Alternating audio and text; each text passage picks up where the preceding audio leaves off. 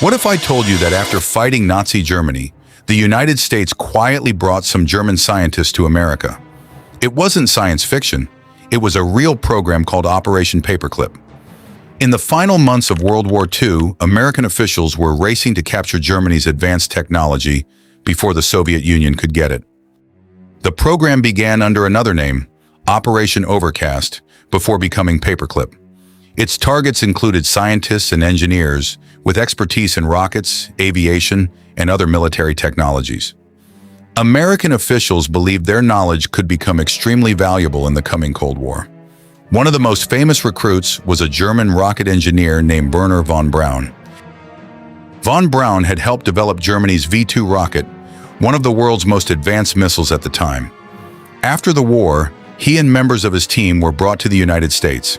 They were first based at military facilities in Texas and New Mexico, where they worked on American rocket programs. But there was an uncomfortable problem. Some of the scientists being considered had belonged to Nazi organizations. U.S. policy said active Nazi supporters were not supposed to be admitted, so officials reviewed their backgrounds. National Archives records show that the screening process became controversial because many recruits had connections to Nazi organizations. As the Cold War intensified, the value of these scientists increased.